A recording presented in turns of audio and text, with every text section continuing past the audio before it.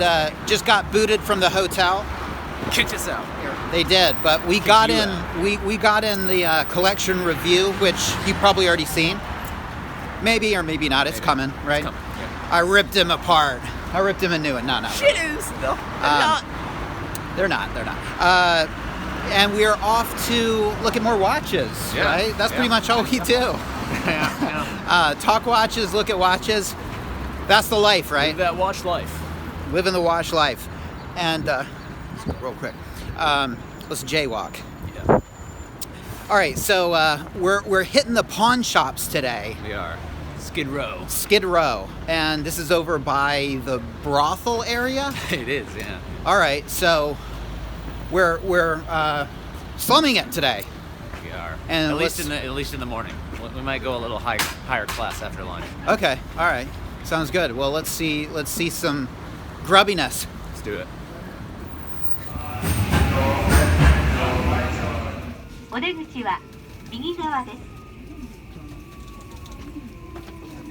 We will soon be arriving at Fukushima. Station number 012. All right, here we are. Shin Imamiya. And so, how far is it a walk from here to the pawn shops? Maybe like 5 minutes until the first one. 5 minutes. Okay, so is this area just generally kind of rough? The side streets off of it are, yeah. Okay, so rough.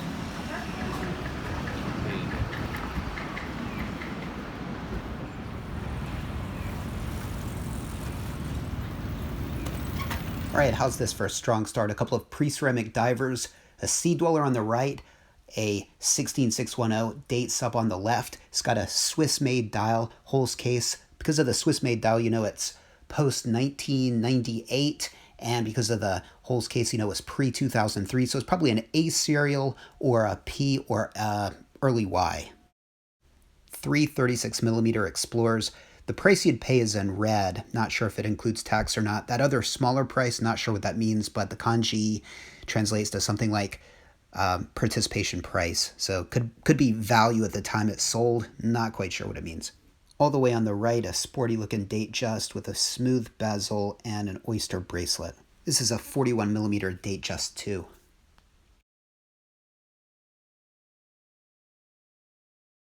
Couple of 34mm watches on the right. That's an Air King. The modern Air King certainly has come a long way. And on the left, that's an Oyster Perpetual date. Now, I remember when you could get an Air King probably 5 years ago for around $2,000. They've creeped up since then. And that $2,000 Air King actually had a salmon dial. So this is much more versatile. I much prefer the black dial. And then there's another 34mm Air King with, that looks like a silver dial.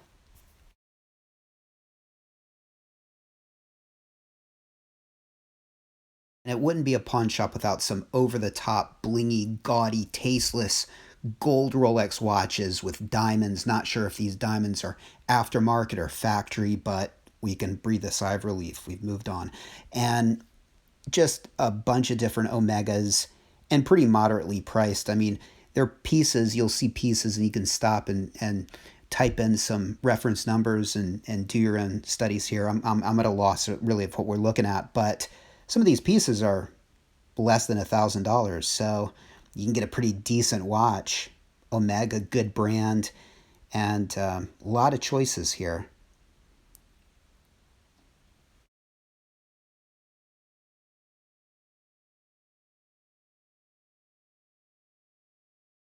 And can you spot the steel stunner I haven't addressed yet?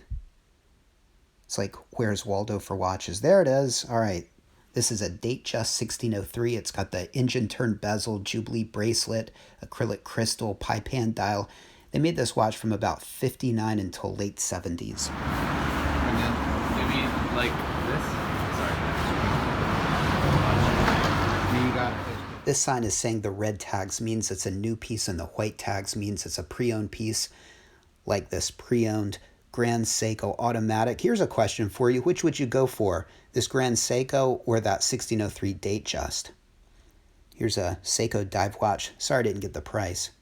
For those that like a little gold, a little bling in their Datejust, maybe they didn't get enough love as a child. Maybe dad didn't chuck the football back and forth in the backyard. When you go back for those family holidays, in one moment you're telling your dad to go to hell, and the next moment you're crying, you're hugging him, you're telling him you love him. This is the kind of watch you want on your wrist. On the right, a 39mm Explorer. On the left, black-dialed Milgauss with a GV glass.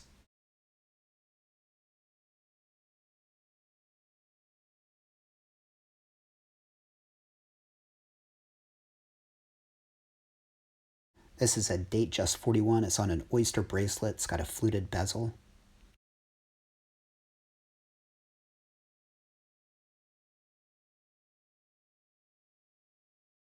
And hello. All right, we've got some professional models here, a couple of two-tones. The rest are steel pieces, a mix of new and pre-owned. You have a steel GMT BLNR. That's a brand new piece. To the right of that, a pre-ceramic root beer on an oyster bracelet. And then to the right of that, a two-tone Surrey dial GMT. Above that, a 14660M, two-line, last of the pre-ceramics. And then to the left of that, a ceramic no-date Chubb Mariner. Credit to Luke. A couple of date ceramic Chubbs. On the left, a new one. On the right, a pre-owned one. And a brand new rhodium dialed Yachtmaster. Okay, we don't laugh at Rolex watches. I'm going to have to put everybody on a 5-second timeout.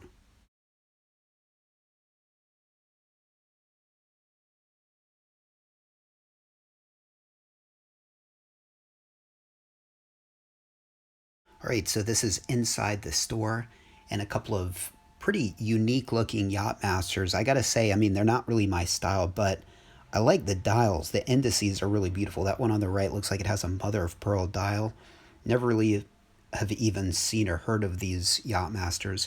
To the left of those, a brand new BLNR on a Jubilee bracelet, and then a white dial Daytona. That's a brand new piece, and you'll see the white dial Daytona is going for about 2,000 USD more than the black dialed Daytona. You'll see a brand new black dialed Daytona to the left. Okay, there it is right there in the middle. And then to the right is a pre-owned one. How much more is the brand new one? Only $300 more. And John Mayer's watch on the left and Archie Luxury's watch on the right. So pawn shops behind us.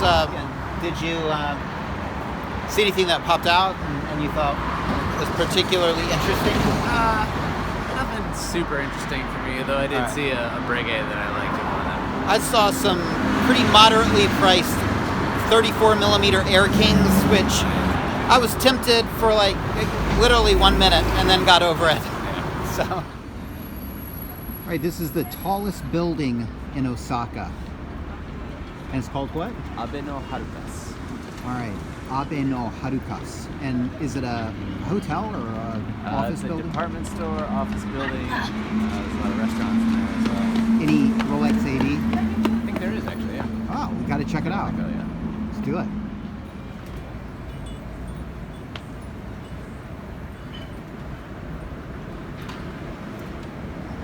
Stopping for lunch, and what do we have?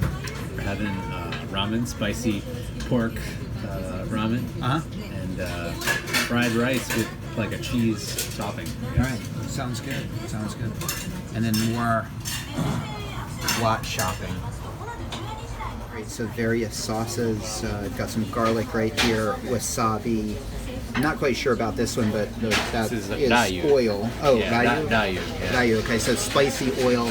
And this, I think, is this with no garlic. And then up here is sort of like pickled greens and pickled ginger. And that's to put in the ramen. They're both excellent, but this is what I like. I love this stuff. And sesame seeds that you can grind in your ramen, pepper, and some other kind of sauce that I'm not too familiar with.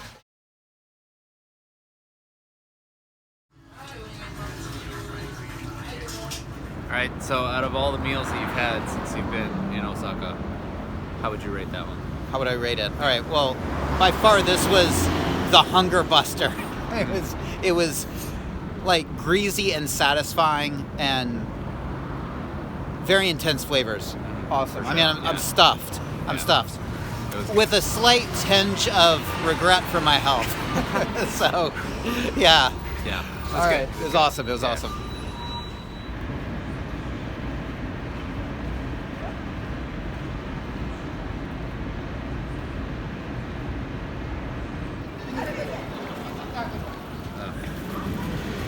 Such a sweet color. If I ever get a day, it's gonna be like one of these colors. What's that? Oh, that red is gorgeous.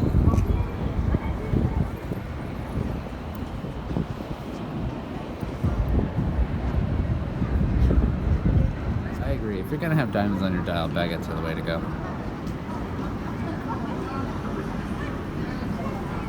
Baguettes and meteorite. That's super classic.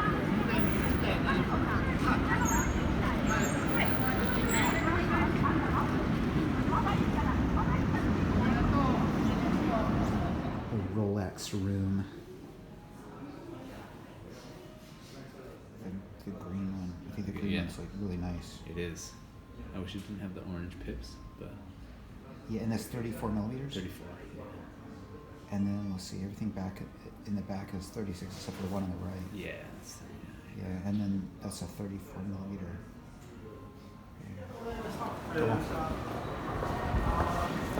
All right, guys. So, steel pieces, mostly Oyster Perpetuals. You know, I think that's the first time I've seen the 34 millimeter green dial.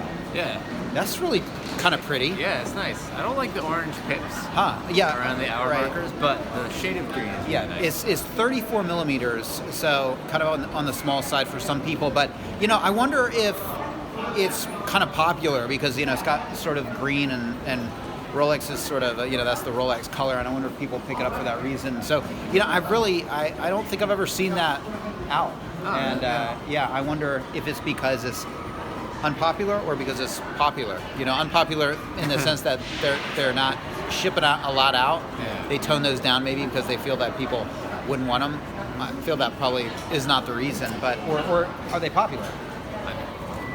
Beats me, but Yeah. I like it. Right. I wouldn't buy one. I'm more of the 36 millimeter blue dial or the discontinued silver dial when it comes Yeah. to the 36 millimeter. And I'd go Oyster grape dial. Perpetual. I'd Yeah, go yeah. grape dial. 39. 36. 36 millimeter grape dial. All right. The Simon Crane. The Simon Crane. You know, the punters would give you no end of harassment over it. Yeah. Well, Could you suffer that? I could. You could. I've quite arguably saved the best piece for last. Whether it's on the beach or in a boardroom, the beauty of this watch lies in its versatility. You can take this watch anywhere, whether it's church, the christening of a baby, a Christmas party, or induction into the Russian mafia. There's no place this watch doesn't fit. And an added bonus is, while it is well over 2,000 USD, it really looks like something you picked up on the streets of Wuhan for $20, so it really punches below its weight.